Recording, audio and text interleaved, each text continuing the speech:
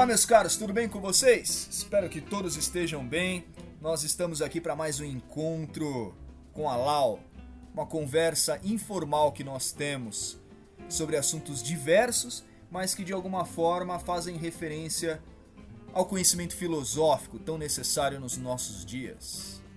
Opa, gente, tudo certo? Oi, amigos. Olá! Bem, então nessa época que a gente está vivendo de pandemia, né, de isolamento social, tá sendo bem complicado para todo mundo, principalmente por ser uma situação que a gente nunca viveu, né? E é basicamente esse tema de hoje, né? A mente das pessoas, a mentalidade da humanidade em meio à pandemia. Com os casos de ansiedade, depressão, que estão, e até piores, né? Que estão aparecendo muito forte nesse isolamento social. Então esse que a gente vai tentar falar um pouco sobre isso, conversar um pouco, entender um pouco por que isso acontece, bebendo um pouco da filosofia, da sociologia e Henderson. Bom, então a gente vai começar conceituando um pouco, como sempre, né? Uma introdução do assunto. E, Henderson, há algum debate na filosofia acerca desse tema de depressão e da pessoa querer tirar a própria vida? Existe sim, Malu. Acho que o debate mais frequente dentro da filosofia, com o passar dos anos, é justamente a questão da ética. E quando nós pensamos a vida, entre outros elementos, a ética está presente.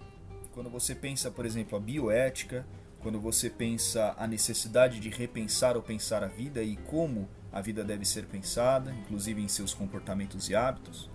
E quando nós pensamos a condição do suicídio, os grandes filósofos eles já tinham tratado sobre isso. É até louco dizer, porque de alguma forma Sócrates é uma espécie de suicida. Quando ele aceita a sua condição de morte, mesmo tendo possibilidade de fugir dela, mesmo tendo a possibilidade inclusive de abrir mão daquilo que ele considerava como verdade para que ele não morresse, ele ainda assim aceita ir em direção à morte.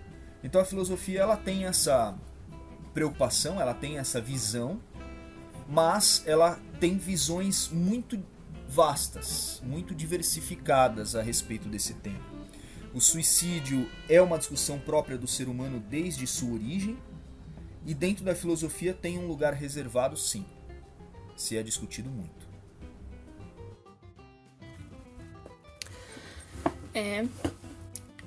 E de acordo com esses pensadores, o que leva uma pessoa a chegar nesse estado? Eu vou falar sobre os filósofos da angústia, também chamados de existencialistas. Soren Kierkegaard é um deles, Schopenhauer também. Esse último mais especificamente. O que leva o homem a pensar a anulação da sua existência pelas suas próprias condições é justamente a angústia da existência. Veja, Schopenhauer ele diz algo muito próximo a isso.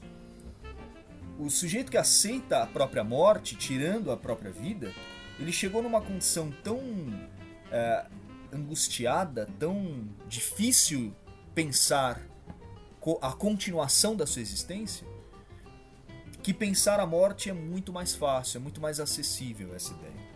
É claro, Brenda, que hoje existem outras implicações e a ciência existe aí para isso. A gente sabe que existem disfunções orgânicas, que existem traumas, que existem situações na vida do sujeito que muitas vezes o leva a ter essas ideias. Freud, quando veio com a psicanálise, trouxe muitas informações sobre a psique humana e disse que tem muitos fatores dentro da nossa vida, do nosso dia a dia, fatores às vezes que passam até de maneira imperceptível, que podem sim determinar o nosso estado de espírito. Os filósofos existencialistas que eu citei, principalmente Kierkegaard agora, eles falavam que antes do homem pensar o suicídio, ele vivia aquilo que os filósofos chamam de estado de melancolia, que era uma alma fria, uma alma azul, uma alma voltada para dentro do seu eu, introspectiva, e que isso era o primeiro passo para pensamentos que atentassem contra a própria existência. Nossa.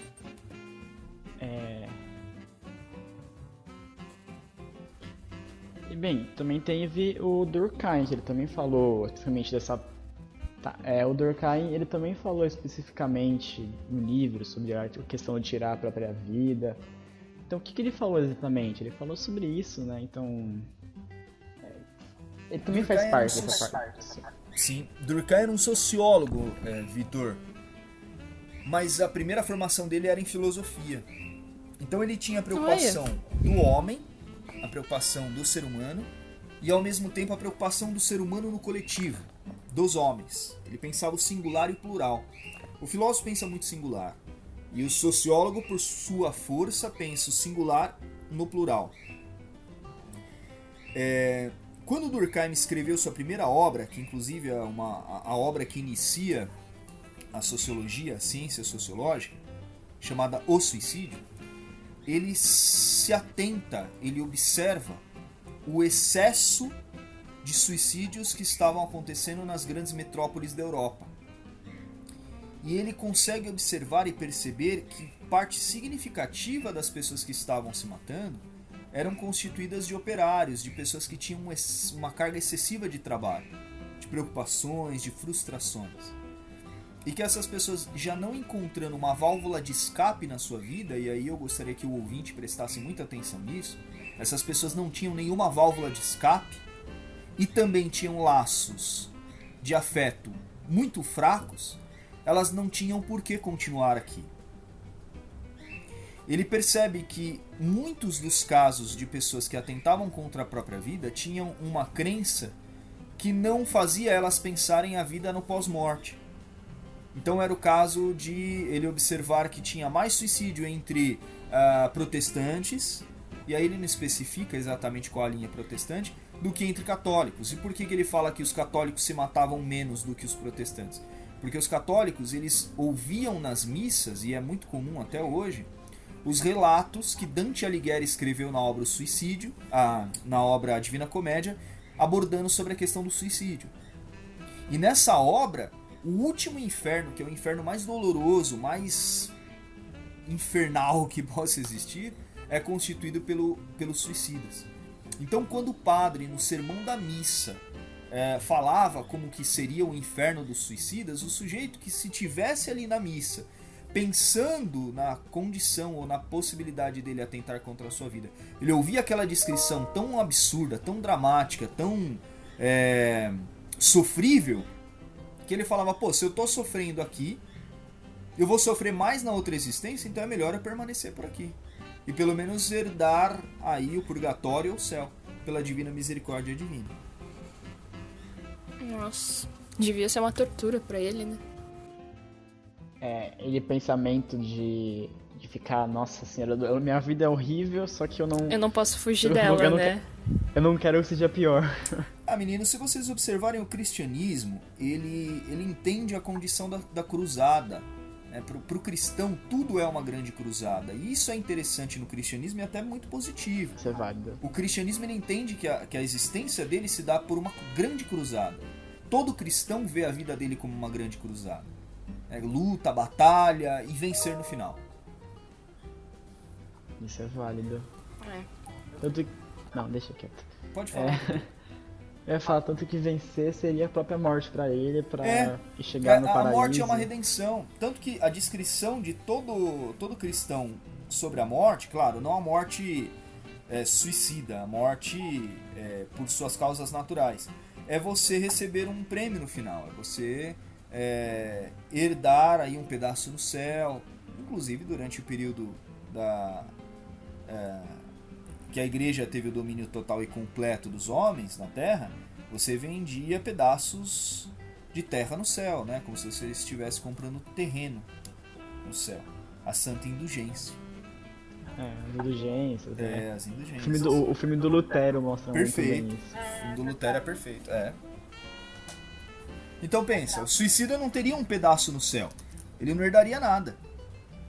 Então imagina isso daí, você vive uma vida triste, uma vida de angústia, uma vida de depressão, você vive uma vida onde você pensa a sua própria morte, né, em ocasionar a sua própria morte, porque você quer fugir do sofrimento de existir. E de repente, quando você morre, você vai para um local que implica muito mais sofrimento, poxa, não é inteligente. Então, não vale a pena. A igreja criou essa estratégia justamente para controlar a mortalidade por vias do suicídio. O que acontece é, quando a igreja perdeu seus créditos, principalmente com a era moderna, com o advento da era moderna, e com a era moderna, posteriormente, a ciência e a Revolução Industrial, as fábricas tomaram o espaço das torres das grandes igrejas. A chaminé ficou mais alta do que a torre da catedral. Consequentemente, você tem aí um aumento no número de pessoas trabalhando e ocupando seu tempo muito mais com aquilo que é a matéria, com aquilo que é o concreto, do que aquilo que é o abstrato, que é o espírito. Então as pessoas estavam muito mais preocupadas no financeiro, no dinheiro, no capital, e girar esse capital, seja em micro ou macro proporção, do que pensar a sua existência. E aí os números do suicídio começaram a se alavancar muito. E Durkheim era o sujeito que estava vivendo esse período. Então ele assiste essa realidade social nas metrópoles europeias e ele tenta apresentar inicialmente, ele tenta apresentar um panorama. Conforme ele vai se aprofundando, além do panorama inicial que ele apresenta, ele começa a tentar apresentar uma solução, que eu julgo, até hoje, a solução mais adequada possível quando se trata da condição do suicídio.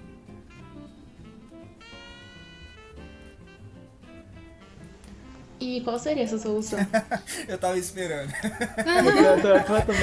Eu não sabia se aguardar pro final isso. Eu tava esperando justamente isso. Eu falei assim, eu vou parar por aqui pra ver se alguém vai perguntar. A solução é: crie laços de afeto. Crie laços de afeto. Eu acho sensacional isso. Ele usa termos técnicos, né? Durkheim vai usar um termo mais técnico para isso, que é ligado à interação social, enfim. Mas como a gente não está aqui numa aula de sociologia, eu vou falar da forma mais informal possível. Informal.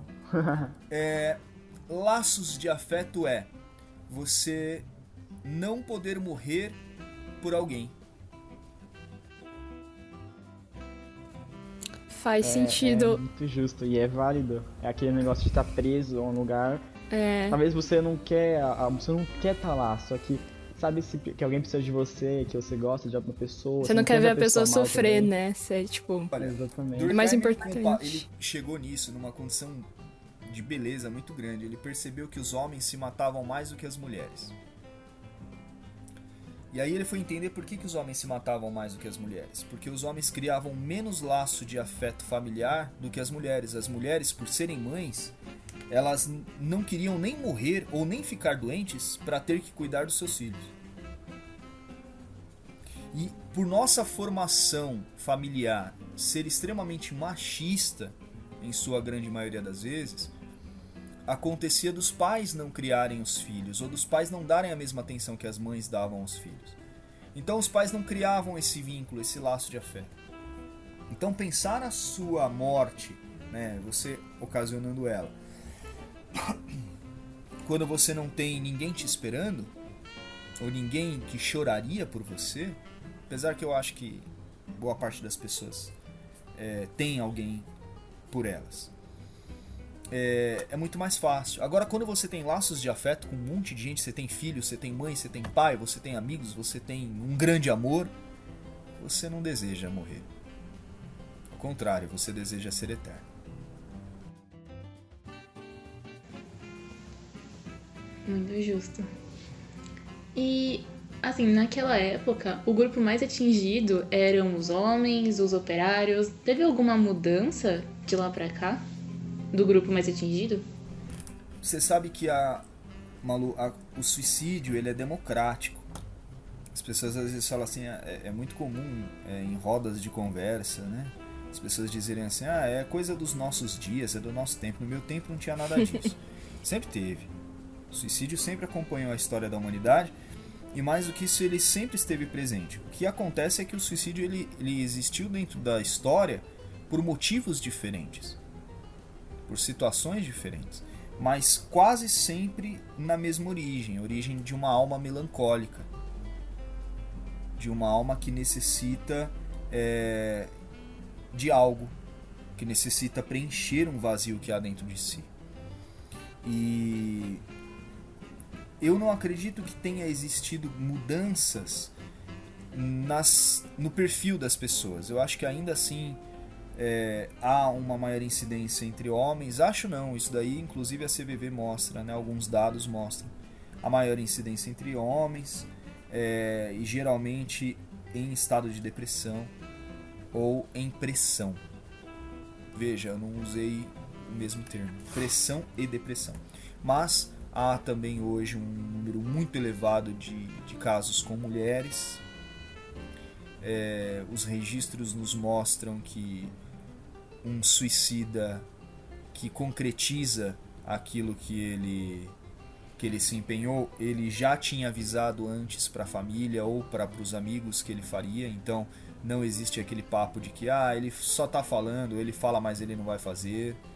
Não, é uma ideia, e se ele explanou essa ideia, se ele trouxe essa ideia para a linguagem, se ele expressou essa ideia em algum momento, é importante demais ter atenção sobre essa pessoa e buscar ajuda para ela. Não é aquele negócio de o cachorro que ladra não morde. Exatamente, Vitor.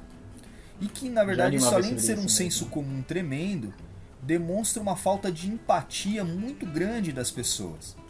É muito comum as pessoas falarem assim, olha, principalmente mais velhas, né? Tem depressão quem quer. Não. Isso é democrático, independe da condição do sujeito.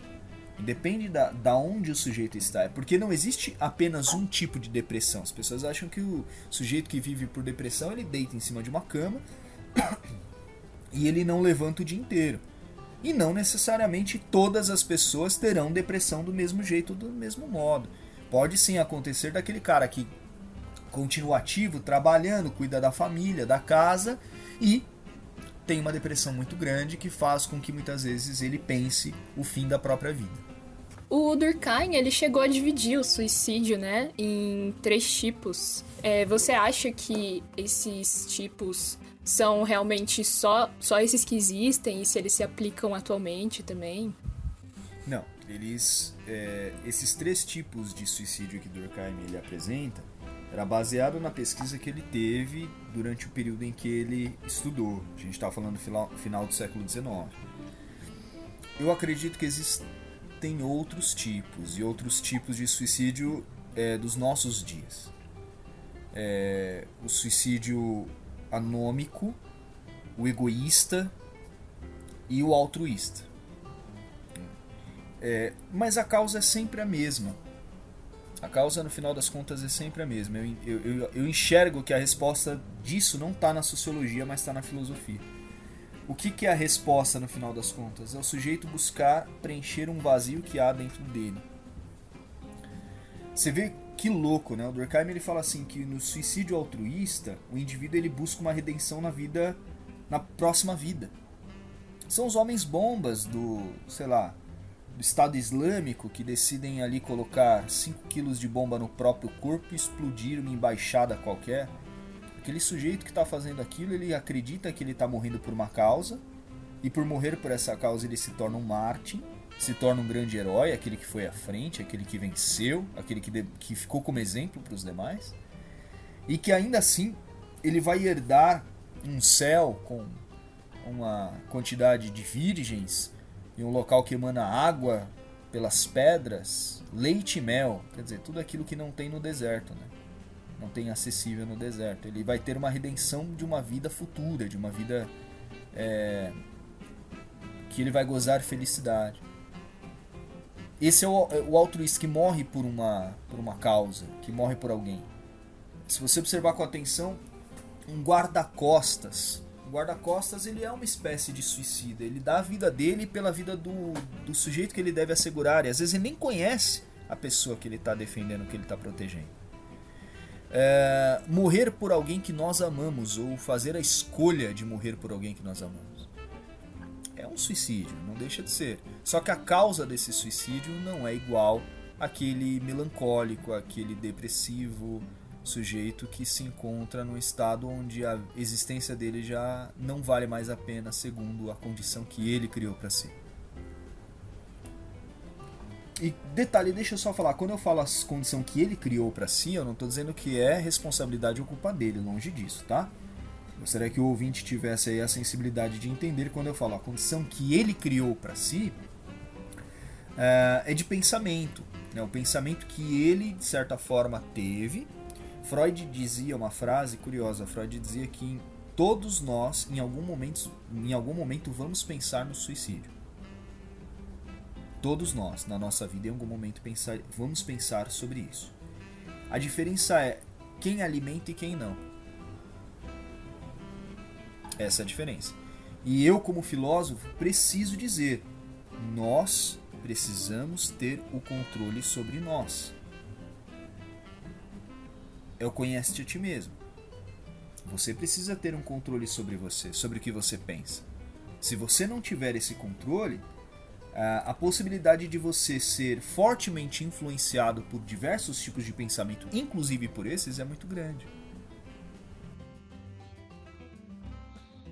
E falando em questão da sociedade, né, do grupo, que impacto que o suicídio acaba gerando no grupo, na sociedade? Refaz a pergunta, Vitor, por favor. Por exemplo, que impacto um grupo sofre? Eu acho que são impactos complicados, né, de um grupo sofrer, porque assim, pode existir um efeito em cadeia ou algo do estilo, tanto que eu acho que no jornal não são noticiados casos de suicídio exatamente por esse motivo, por poder existir um efeito em cadeia, feito tipo de comoção, como eu posso dizer isso? Inspiração num outro. A pessoa ou mesmo também. gerar um gatilho, né? Gatilho. Vale a pena a gente ressaltar uma condição importante. A condição do gatilho que vocês colocaram. Morre muito mais gente por suicídio do que nós ficamos sabendo. Se fosse noticiado essas mortes, você poderia criar gatilhos todos os dias sobre isso e alimentar a ação de pessoas que estivessem pensando sobre isso. Primeiro, o que é o suicídio? A gente tem que definir bem o que é o suicídio. O suicídio é o indivíduo causando a própria morte, intencionalmente. Ele criando condições para deixar de existir, para morrer. No Japão existe a famosa árvore dos suicidas, eu não sei se vocês sabem disso, onde ficou conhecido ali como um local onde as pessoas iam para se matar, se enforcando, a morte por enforcamento. E hoje o governo japonês precisou criar uma estrutura, principalmente por respeito à vida, que eu achei extremamente interessante isso que o governo japonês fez.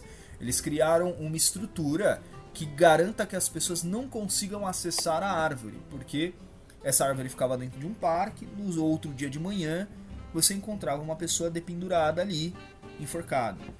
Tirava a pessoa, enfim, passada uma semana você encontrava outra pessoa ali, porque aquela árvore ficou conhecida como a árvore dos suicidas, ela virou um marco.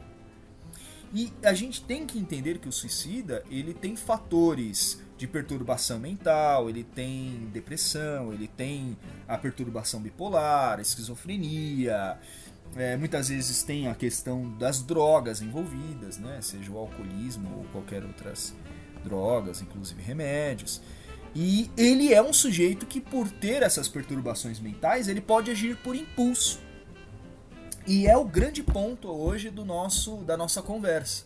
O suicida, ele age muitas vezes por impulso. Isso não quer dizer que ele já não pensou sobre isso, mas que na ação será por impulso. Se nós conseguirmos prestar a ajuda que deve ser prestada, justamente quando ele está alimentando essas ideias dentro dele, você consegue diminuir esse impulso. Muitos indivíduos que agem em prol da destruição da sua própria vida e não conseguem, quando eles voltam para casa depois de um período dentro do hospital, enfim, eles estão envergonhados, eles estão numa situação muito pior do que quando eles estavam no período em que eles alimentavam essa ideia. E por que isso? Justamente porque eles agiram por um impulso. se nós conseguirmos ajudar essas pessoas durante esse período de tempo entre alimentar a ideia e agir por impulso, a gente salva muitas vidas. E é isso que o CVV consegue entender. Tanto que se você escrever, faça um teste, escreve a palavra suicídio no Google.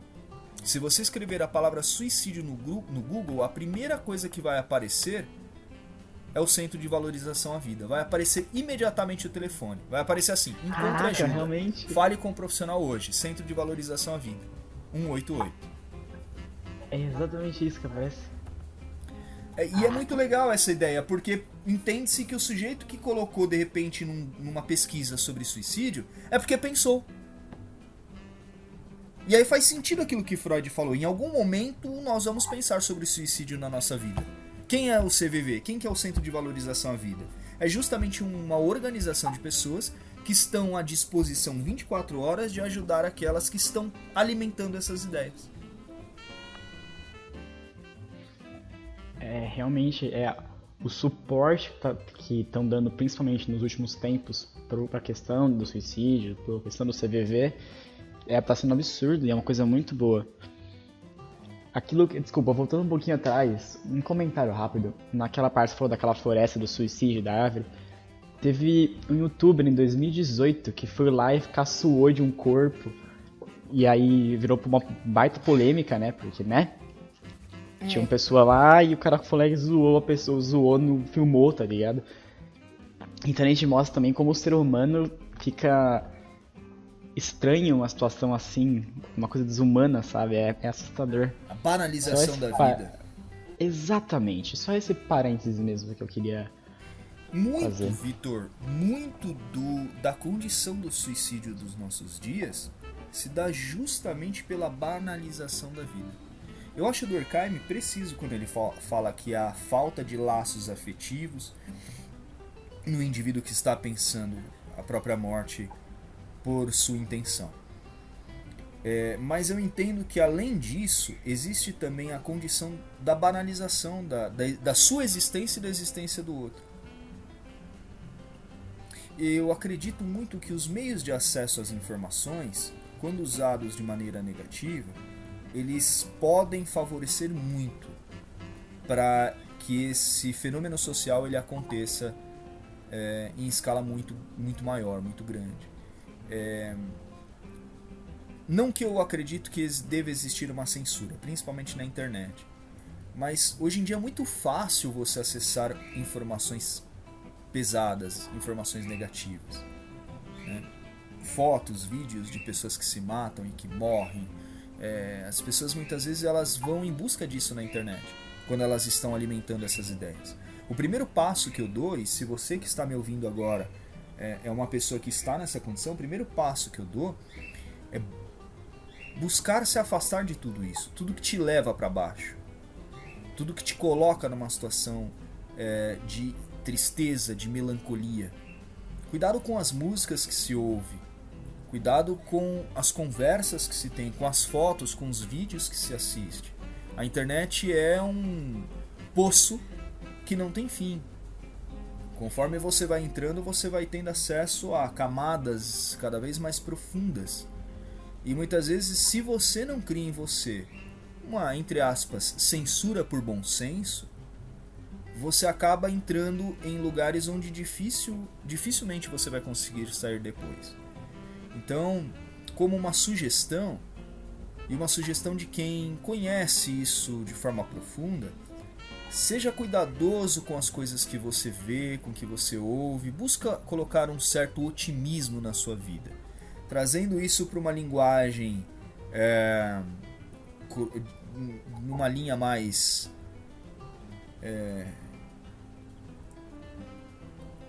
como eu posso colocar, uma linha mais...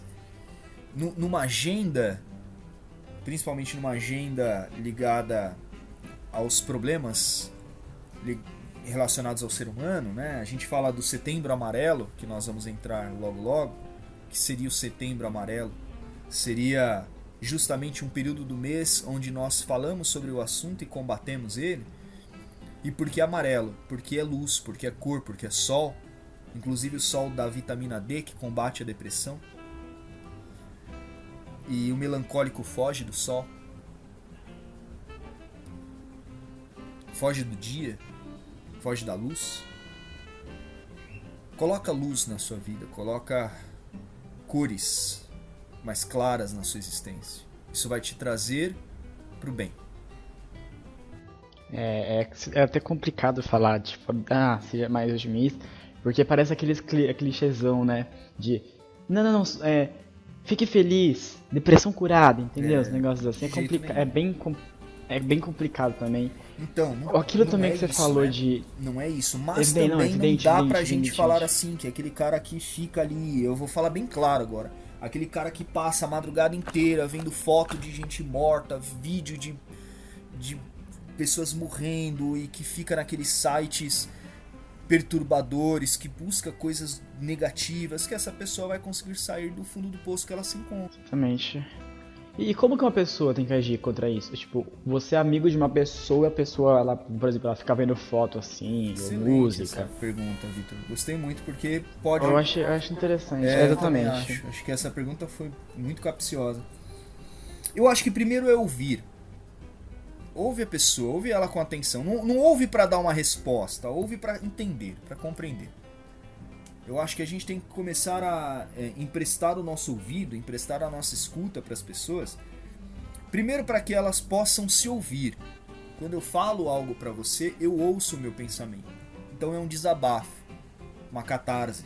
Estou libertando o meu eu daquilo que está dentro de mim. E segundo, como eu disse, é você não ouvir a pessoa para dar uma resposta.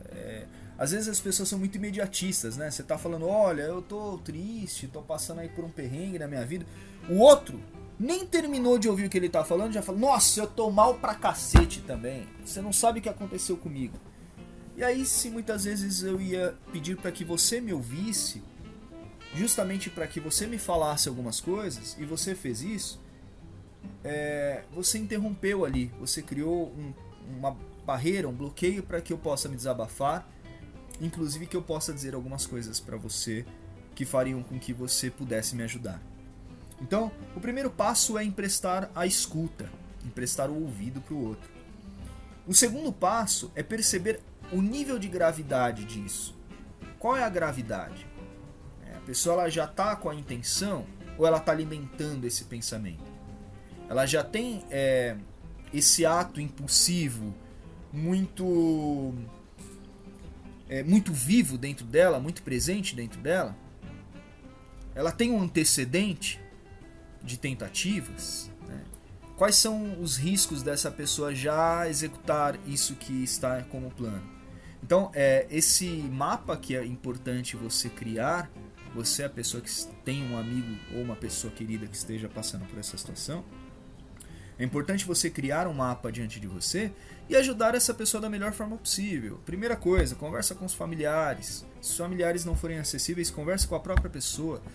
Apresenta ajuda para ela. Geralmente a pessoa que tem a tendência a suicida, ela é resistente.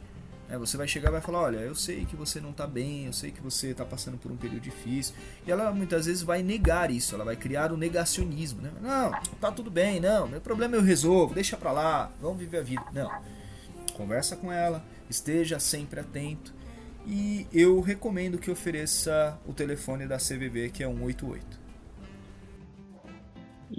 Então quer dizer que a base ela tá na conversa, a base de tudo tá na conversa, no diálogo. E se possível procurar uma ajuda psicológica, né, Vitor? Evidente.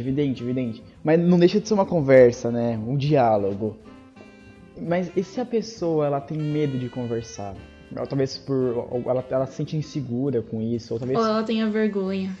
Exatamente, a vergonha. Você falou... não quer se afundar mais naquele assunto, sabe, de tanto falar. Você sabe que é por isso que muitos alunos muitas vezes me procuram para falar sobre isso.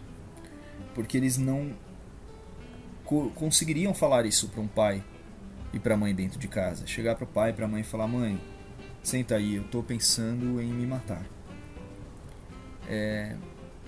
Claro que a gente sabe que existem pais e pais, mas geralmente um pai não reagiria muito bem ao ouvir isso, né? Iria muitas vezes dizer, tá vendo, Maria? Quando eu falo pra você que esse moleque fica muito tempo na internet, Internet, celular. No celular. Falta de Deus, tá vendo? Se for pra igreja comigo, tá aí, ó. Se fosse pra igreja, não teria esse pensamento, né, Janete? É isso. E na maior parte das vezes. O videogame é muito violento. Oi? Porque o videogame é muito violento. O videogame é muito violento. São todas as causas que muitas vezes as pessoas criam pra justificar alguma coisa que não tem justificativa no final das contas. É claro que muitos desses fatores, eles colaboram muito para que uma pessoa alimente esse tipo de pensamento, mas não são fatores determinantes, são fatores condicionantes. E os alunos muitas vezes eles vêm até mim em uma perturbação muito grande, justamente para falar para alguém aquilo que eles estão passando.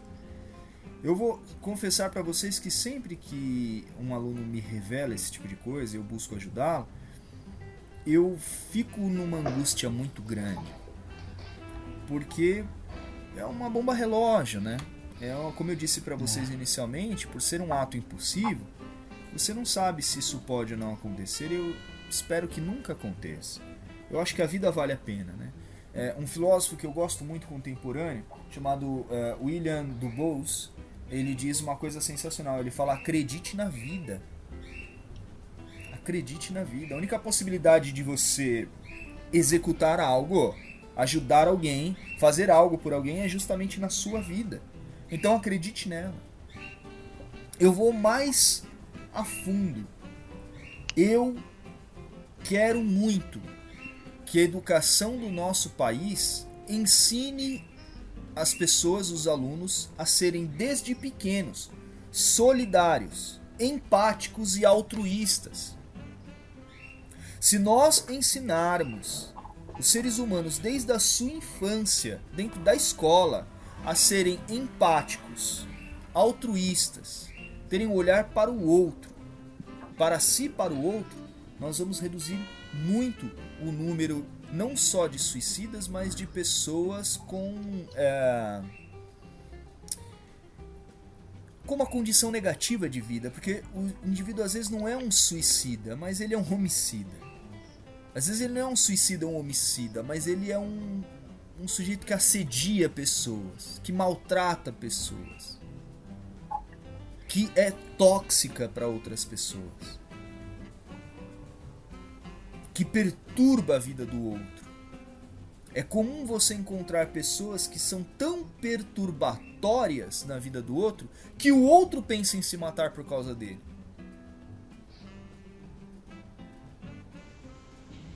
A questão do bullying, né, também, A questão que do bullying gerou o é suicídio. justamente, olha, eu não Bullying sei, é Malu, mas acho que perfeito, você leu é minha mente, porque exatamente eu tava pensando justamente nisso. E aí se você pega o histórico, muitas vezes, do garoto que pratica o bullying com o outro, você pega o histórico dele, é um pai violento dentro de casa.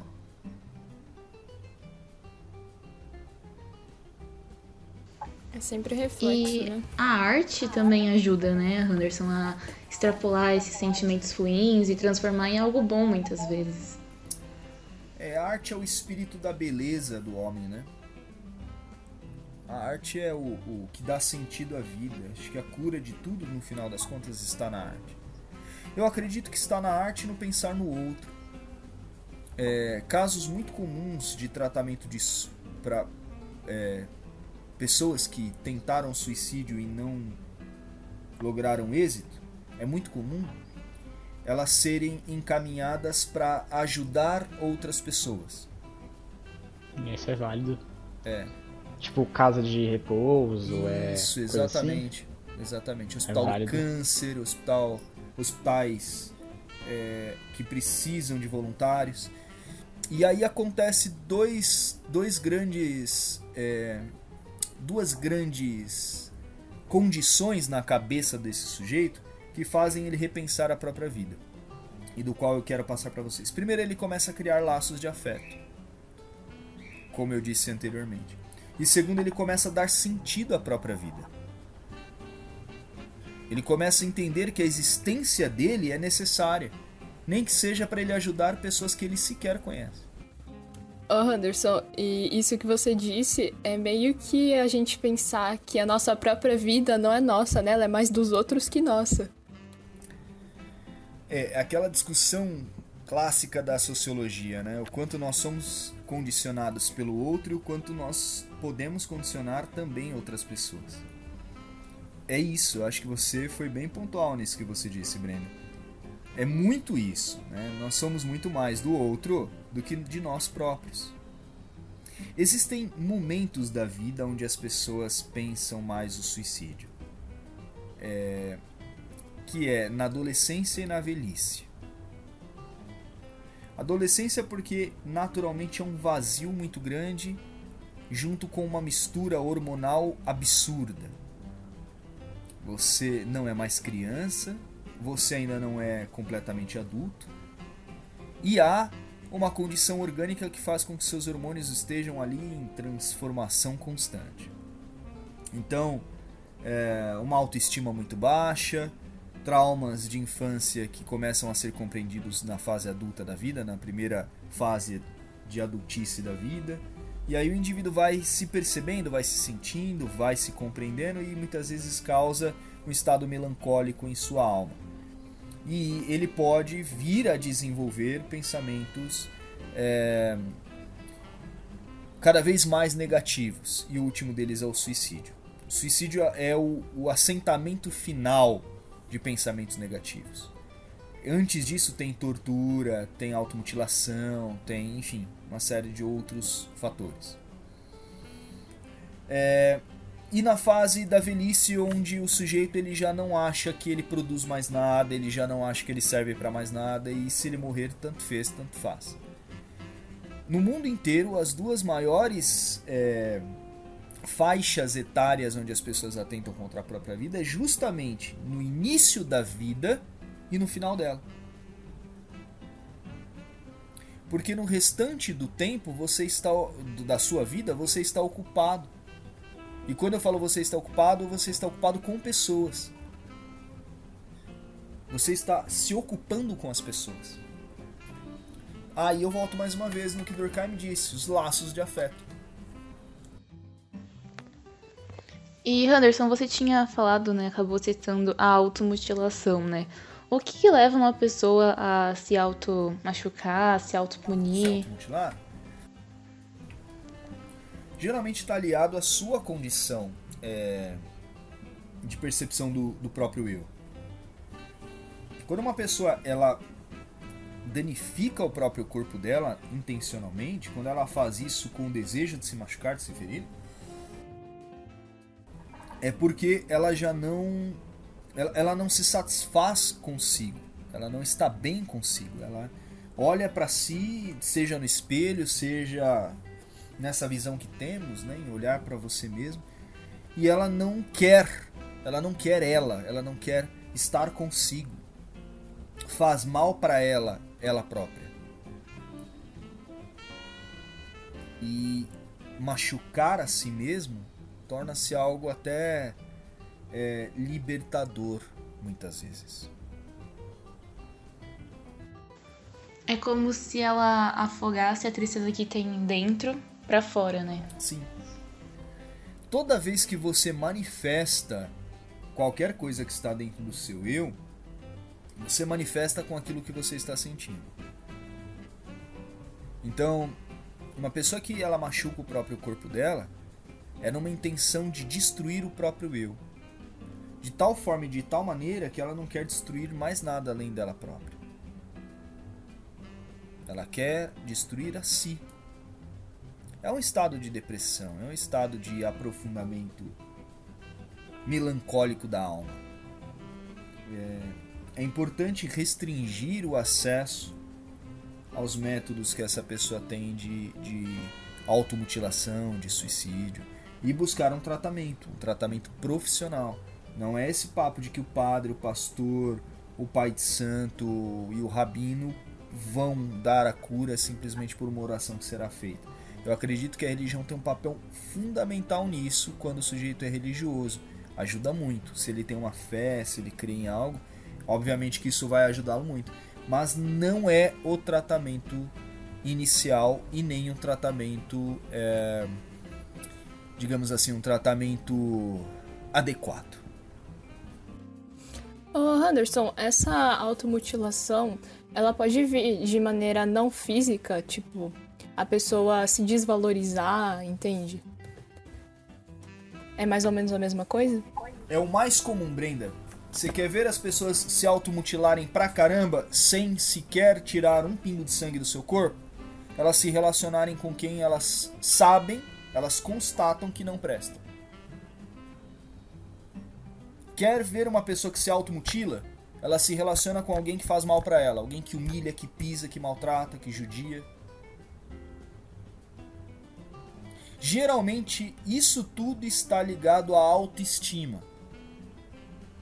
É uma pessoa que tem um amor próprio muito baixo. Uma autoestima muito baixa. E aí é importante buscar o amor próprio, recuperar o amor em si. E quando você recupera um amor em si, você se valoriza. E se valorizando, você não quer o término da sua existência. Ao contrário, você quer viver cada vez mais e melhor.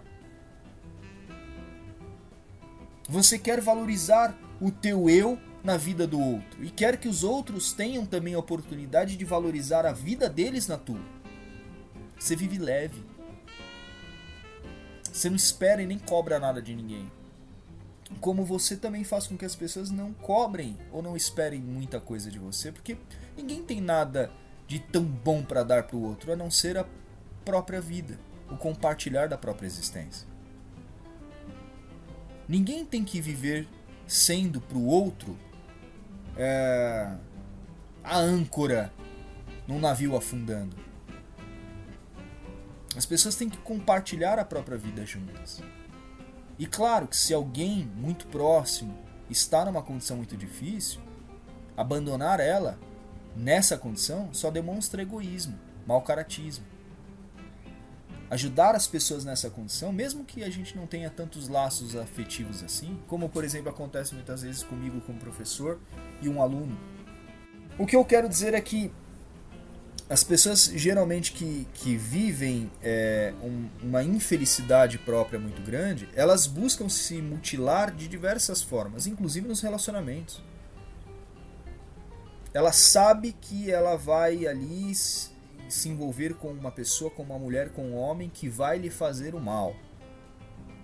Uma amizade tóxica, que vai enganar, que vai maltratar, que vai humilhar, e ainda assim se envolve com essa pessoa porque lhe falta, e falta muito, amor próprio. E quando você recupera o amor próprio, você recupera a sua vida.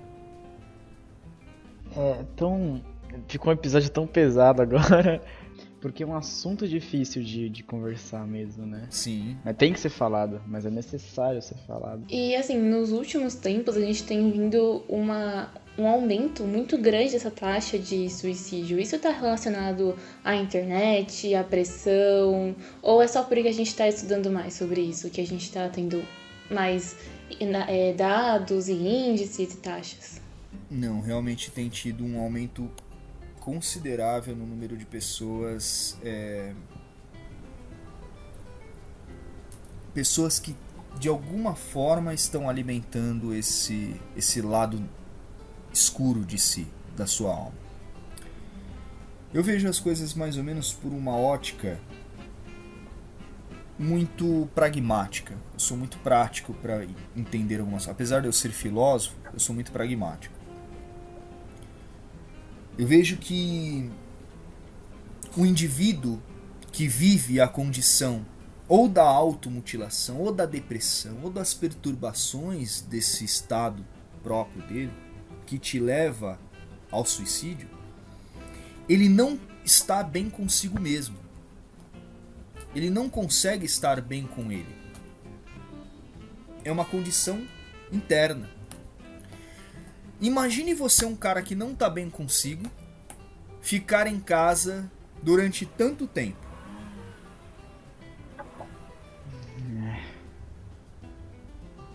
Imagina agora de escape, né? que... Oi? Não ter uma válvula de escape. Não tem uma válvula de escape, não tem uma escola para ir, não tem um trabalho, não vendo pessoas. Não tendo hobby. Ou sei lá, não tendo simplesmente um jogo uma coisa que quer pra jogar. se distrair, Não né? conseguindo... Exatamente, não Exatamente. conseguindo buscar essa válvula de escape, esse caminho onde ele consiga uma fuga. Vamos resumir isso numa fuga. Imagine agora que no meio disso, você liga uma televisão e ali na televisão tá falando da quantidade de mortos, que aumentou consideravelmente. Num dia. Por causa de uma doença. E aí você imagina que legal, você sim. vê uma briga política por mesquinharias egocêntricas de poder. E aí ele liga para saber como tá a mãe, o pai, os amigos, e todo mundo fala, vou indo, não estou bem, ou tamo aí. Eu recentemente, no sábado passado, vou trazer aí um dado interessante, foi sábado, foi? Eu tava com a televisão ligada, nesses programas que vão passando sábado à noite, né, que buscam ter algum tipo de humor, e hoje em dia o humor busca ser inteligente, e realmente eu vi um programa de humor muito inteligente, de um rapaz que eu gosto muito, achei ele muito talentoso, chamado Bruno Mazeu. Não sei se vocês viram. E eu nem lembro o nome do programa dele, porque quando eu liguei a televisão já tinha começado. Mas ele preso dentro do apartamento dele. Eu recomendo que vocês vejam. Ô Vitor, vê pra mim qual que é o nome do programa, por favor. Não era aquele diário de um... Diário de um confinado. Isso daí. O Passou Diário de um recentemente, Confinado. eu lembro. Eu achei sensacional aquilo e me fez pensar essa condição que nós estamos conversando nesse nosso papo com a Lau hoje. Tem um determinado momento que ele tá tão solitário e aquilo pra mim foi assim, apesar de ter o humor presente naquilo, me fez pensar muito. Ele tá tão solitário que ele compra um aspirador de pó, esses aspiradores que você coloca no chão e ele vai aspirando a casa toda, e ele transforma o aspirador numa espécie de animal de estimação, numa espécie de cachorro. Ele conversa com o aspirador, ele bate um papo, ele coloca o aspirador em um determinado lugar, e o aspirador foge, o aspirador pega o elevador e desaparece do apartamento. E acho que nem o aspirador de pó elétrico foi capaz de aguentar a chatice daquele sujeito. E ele entra em desespero. Ele entra em desespero porque ele atribuiu uma existência humana de companheirismo e parceria num objeto eletrodoméstico que serve para limpeza de casas. Por mais que isso tenha um lado humorístico, nos faz pensar muito, principalmente nesse período de confinados que estamos vivendo, de isolamento social, o quanto as pessoas são solitárias mesmo vivendo numa megalópole. Você entra dentro do metrô de manhã cedo, vendo a grande massa indo para o trabalho, e boa parte daquela grande massa, se não 98% daquelas pessoas, aquelas milhares, aqueles milhões de pessoas que passam ali pelo metrô todos os dias, são milhares e milhões de pessoas solitárias. Que vivem a sua vida dentro do seu eu. Que centralizaram a existência delas em si próprias. Veja isso que eu falei, centralizaram a própria existência em si próprias. E aí volta no que a Brenda falou. É importante a gente, sim, nos conhecermos. O pedido de Sócrates, conhece a ti mesmo. Segundo, é importante demais nós nos desenvolvermos. Um desenvolvimento pessoal, a nossa maneira, do nosso jeito, com os nossos propósitos, com as nossas aspirações. Mas é também de fundamental importância nós pensarmos o outro. Eu não quero me parecer agora um cristão, mas eu vou trazer aqui um mandamento que eu considero muito mais humano do que religioso. O mandamento é: amai ao próximo como a ti mesmo. Faz tanto sentido isso porque você vive bem com o outro e vive bem consigo nessa máxima. Você ama o outro e ama a si. Você tem empatia pelo outro. Você se coloca no lugar dele. E percebe que você não gostaria que executassem aquilo contigo, do mesmo jeito que você não irá executar com o outro, por saber que se fosse com você, não seria bom. Dessa forma, creio eu que quanto mais a gente puder ajudar pessoas que se encontram em estados de estar com a alma escurecida por uma depressão, por uma tristeza, por uma perturbação, por pensamentos, que elas encontrem nesse áudio uma solução para si. Que elas busquem prevenção através do Centro de Valorização à Vida, do CVV, e através de ajuda psicológica, através de ajuda profissional. Que elas se afastem imediatamente de coisas que abaixem o nível espiritual delas, o padrão de vibração espiritual delas.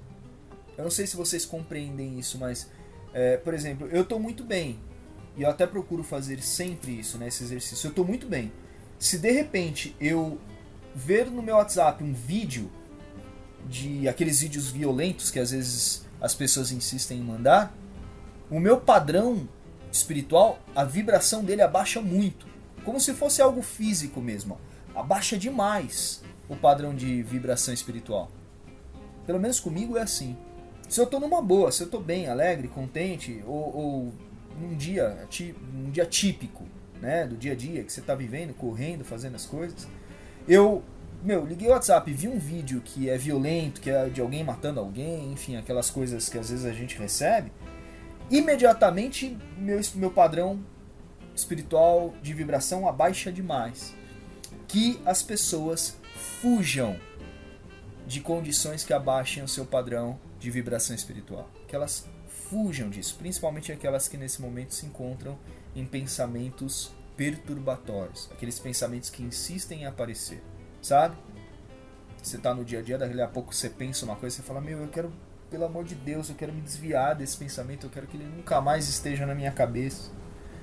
Fuja de coisas que te levem a pensar o mal. E felizmente, né, ou infelizmente, depende do ponto de vista, a ignorância é uma bênção. Você não pensar num assunto, ao mesmo tempo que é ruim, porque, por exemplo, aquele negócio de assassinato, no caso, você falou, a quantidade de assassinatos no Brasil é imensa. Só que se você for parar pra pensar em cada coisa você fica maluco. Óbvio, tem que ter o pensamento, tem que ter o senso voltado, né? Tentar entender o assunto, mas não buscar sempre. Por isso que a ignorância é uma bênção. A capacidade de abstrair, né? O que é bom, o que é ruim. Na verdade, acho que se a nossa educação ela fosse muito mais voltada para o desenvolvimento pessoal e social do que para você passar num teste,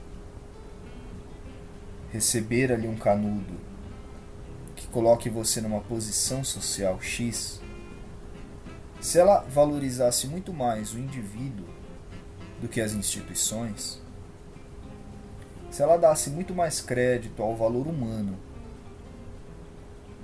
do que ao capital, que nem existe no plano concreto exatamente, eu acredito que nós diminuiríamos muito o número de pessoas que vivem hoje com essa egrégora negativa. Eu acho que nós diminuiríamos muito as pessoas que estão nesse momento muito perturbadas, inclusive pensando o próprio suicídio.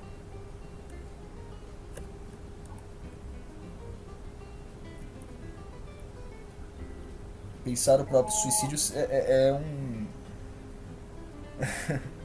Eu acabei de cometer um erro grave da língua portuguesa, porque pensar o próprio suicídio é... Suicídio já é próprio. Quer falar de novo? Edita isso, por favor, Vitor. O que é pra fazer? Eu não entendi qual que é o erro. Não entendi, desculpa.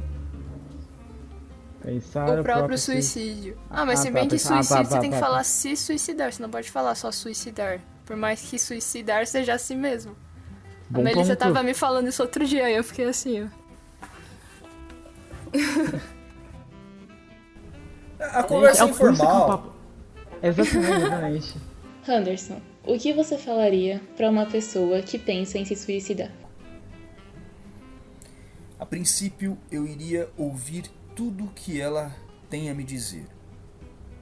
Ouvir com tempo, ouvir com atenção, ouvir não trazendo nenhuma resposta para minha mente, mas buscando compreender não só o motivo dela pensar isso, como a possibilidade dela executar o que ela está pensando. Se for uma causa econômica, que é muito comum, como o desemprego, extrema pobreza, buscar ajudá-la no fator material. Se for muito mais ligado ao psicológico dela, a transtornos, a traumas, a tristeza, a depressão, a ansiedade, uma esquizofrenia, um transtorno compulsivo, ajudar ela trazendo um profissional, fazendo ela ir até um profissional, buscando uma rede de apoios de pessoas que possam ajudá-la com o que é o certo, seja a necessidade do uso de algum medicamento, ou seja a necessidade dela conseguir se ouvir. E um psicólogo consegue fazer isso com um profissionalismo muito grande. Mas eu diria isso. Primeiro, sua vida importa. Sua vida importa para mim, para você principalmente, e para pessoas que estão à sua volta. Segundo, a vida é uma delícia. A vida é uma delícia. Medo da morte nós não devemos ter, nós devemos ter pena de morrer, porque é tão gostoso viver. Você tem oportunidade o tempo inteiro de experimentar, de ver, de viver coisas novas, de sentir coisas novas, de conhecer pessoas, amores, sabores, dores. Imagina você escrevendo a própria história da sua vida, com todas as aventuras pelas quais você viveu. Vai se aventurar. Dá tua cara pro mundo bater e bata no mundo. Vive tua vida. Faz a tua vida a melhor possível. Faz a experiência que você tem, chamada vida, ser a melhor possível. Cria condições para isso. Se acalma. Acalma teu coração. Toma esse copo d'água. Veja, você não está em momento nenhum errado em pensar as coisas que você pensa. A vida é assim mesmo. Nós vamos vivendo e vamos entendendo como que é viver. Mas o que você precisa agora, além de ser ouvido, é você buscar ajuda. Você já ouviu falar de CVV? Centro de Valorização da Vida? Sabe, o mundo ficaria muito chato sem você. O telefone é 188. Vamos ligar? Diria isso. Eu sei que eu não sou nenhum. Eu não tenho tudo tipo que o Hunter se estudou em relação a isso, mas a minha contribuição para isso eu acho que para todas as pessoas é falar, sabe? Falar que ama, brincar, falar que gosta. Porque eu não sei, por isso que assim, eu, Victor, aqui, quem tá ouvindo não sabe disso, mas vocês que estão, vocês três que estão aqui, sabem que eu brinco, que eu faço piada, que eu gosto que as pessoas riam. Por quê? Porque eu não sei quando uma coisa que eu falo, uma piadinha, uma brincadeira, um ato de carinho, sabe? Alguma coisa assim que eu faço pode afetar uma pessoa, pode falar, tipo, a pessoa tá mal, pode deixar ela pra cima. É mostrar que você tá lá, né? Pode tirar um pensamento dela, mostrar que não só eu estou lá, mas como todas as pessoas que ela gosta estão lá também. Que eu sou só mais uma pessoa que ela gosta bastante, tá lá. Victor, Essa é a minha o cara contribuição só pra isso. vai se matar. O cara só vai se matar se ele achar que a vida dele e ele não importa pra mais ninguém. Se você Exatamente, der então, uma importância pessoa pras que tá lá- pessoas, Exatamente. se você der importância pra pessoa, a importância que ela merece e que ela tem, pode ter certeza que automaticamente você ganhou um amigo e você salvou a vida de alguém.